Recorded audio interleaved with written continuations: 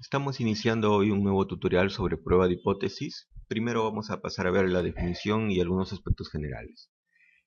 Es un procedimiento basado en la evidencia muestral y en la teoría de probabilidad que se emplea para determinar si la hipótesis es un enunciado racional y no debe rechazarse, o si es irracional y debe ser rechazado. Es importante aquí en este párrafo recordar que es un procedimiento basado en la evidencia muestral y lógicamente en la teoría de probabilidad. En un trabajo de investigación se plantean siempre dos hipótesis y estas son mutuamente excluyentes: la hipótesis nula y la hipótesis alternativa o la hipótesis de investigación. Siempre la hipótesis de investigación del investigador siempre está asociada a esta hipótesis alternativa.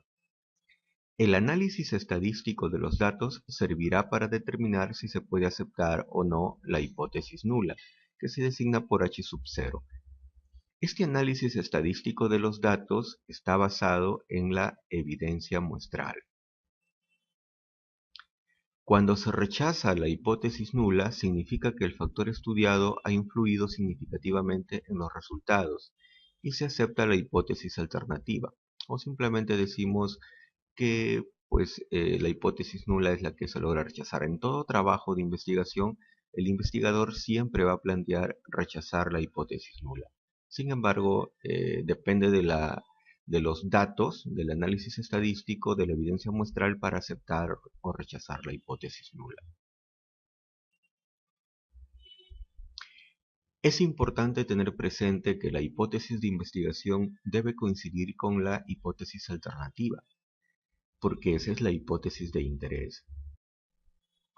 Si planteamos una hipótesis de investigación que coincida con la hipótesis nula, esto supondría una aplicación incorrecta del razonamiento estadístico. La hipótesis es el elemento que condiciona el diseño de investigación y responde provisionalmente al problema, el cual finalmente es el verdadero motor de la investigación.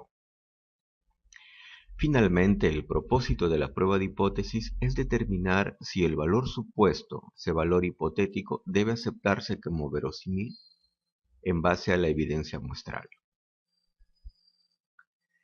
Vamos a ver los pasos de la prueba de hipótesis. Hay un paso 1 que tiene que ver con el planteamiento de la hipótesis nula y el planteamiento de la hipótesis alternativa. Existen tres situaciones en las que podemos plantear estas hipótesis.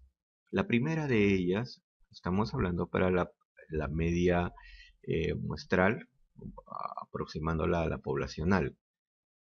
La hipótesis nula nos dice que el promedio que obtenemos en la muestra es igual al promedio de la población. Siempre la hipótesis nula va a estar asociada a un signo de igualdad. Y la hipótesis alternativa es la excluyente. O sea que el promedio de la muestra será diferente al promedio de la población.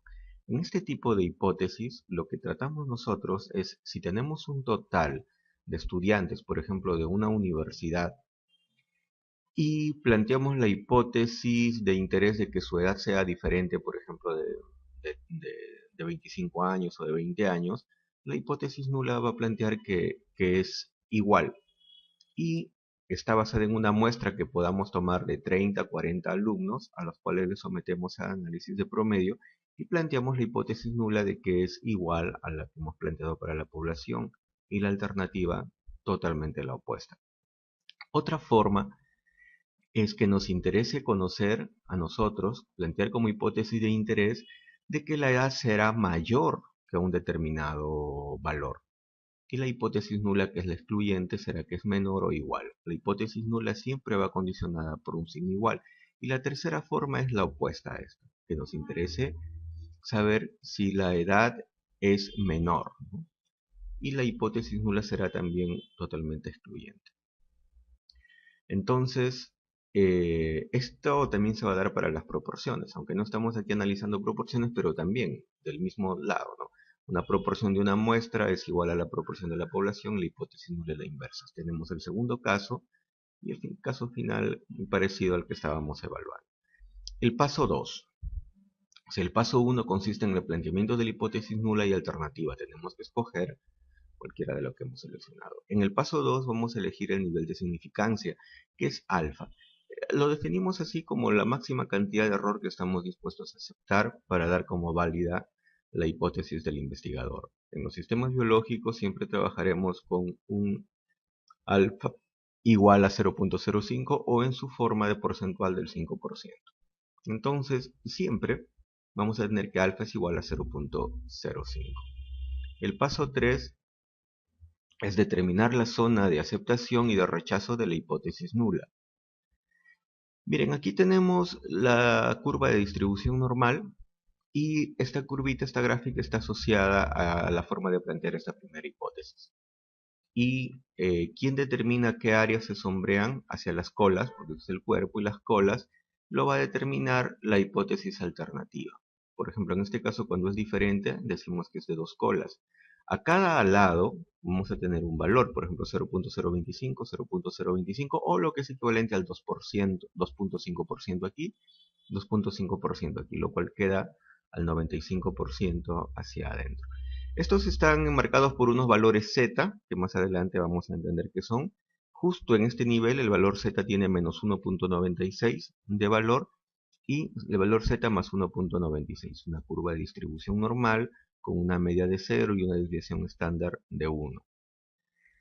En el segundo caso es la hipótesis alternativa la que da el sentido de la curva que vamos a sombrear, del pico que vamos a sombrear. En este caso es mayor, la sombreamos aquí y vemos que aquí ya el área no es 0.025 sino 0.5 y esto es lo que se conoce como región de rechazo de la hipótesis nula y región de aceptación. Miren aquí, la función z ya no vale 1.96 sino 1.64. En tabla vamos a ver por qué. Tenemos la siguiente curva con su pico sombreado que guarda relación con la forma de plantear. Con la hipótesis alternativa es la tercera situación de planteamiento de hipótesis.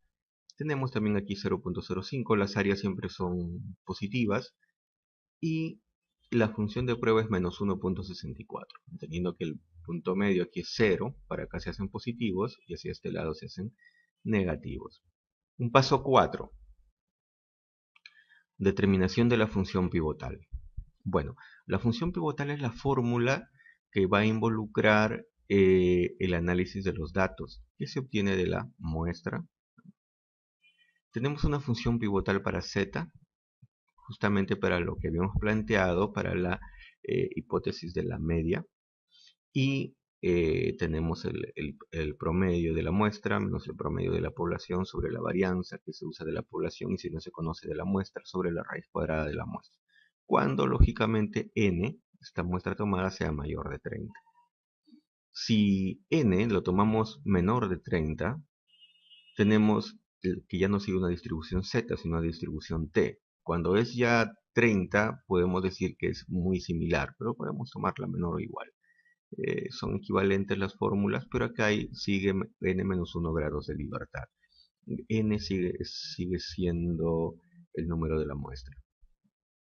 Y cuando es para proporciones siempre usamos la distribución z. Esta es la proporción de una muestra menos la proporción poblacional sobre la raíz cuadrada de p, la probabilidad de que ocurra este evento, menos q sobre n.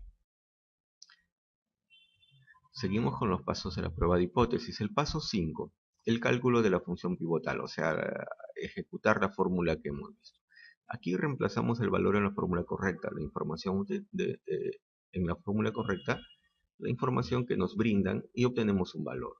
Un ejemplo, si deseamos realizar una prueba de hipótesis para la media poblacional de los estudiantes de la USP y planteamos la hipótesis de interés de que la edad es diferente a 25 años, posteriormente cogemos una muestra, unos 40 alumnos, y encontramos que el promedio de su edad es de 22.5 años, con una desviación estándar de 4.5 años. La función pivotal elegida sería esta, porque vamos a comparar un promedio, y además porque n es mayor de 30. Si reemplazamos los valores, tenemos el promedio de la muestra, que es 22.5, menos el promedio de la población, que es lo que estamos planteando, 25, sobre la desviación estándar. En este caso tenemos la desviación estándar muestral y el tamaño de la muestra, que es 40.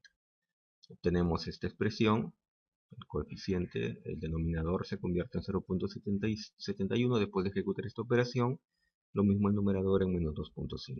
Finalmente z tiene un valor de menos 3.51. Entonces, el cálculo de la función pivotal fue menos 3.51. Pasamos con este valor obtenido a un paso 6, y que consiste en ubicar el valor obtenido en el cálculo de la función pivotal en la región de rechazo o de aceptación de la hipótesis nula. Para ello recordamos el gráfico que habíamos visto en el paso 3 y establecemos los valores que ya conocemos. En la parte interna se denomina región de aceptación de la hipótesis nula y los extremos se denominan regiones de rechazo de la hipótesis nula.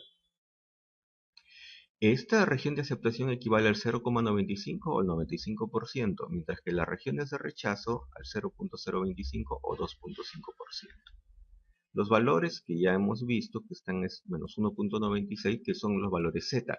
Este valor vamos a ubicarlo en esta línea z.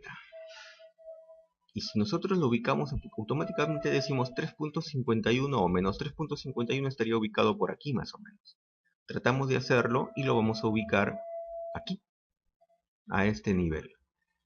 Si nosotros trazamos una línea, vamos a ver que así como aquí hay una área, una superficie, aquí también hay una superficie más pequeña que lógicamente esta superficie, este p-valor, la superficie es el valor de la probabilidad, es menor que este 2.5, o sea, este p-valor es menor que 0.025, ¿no?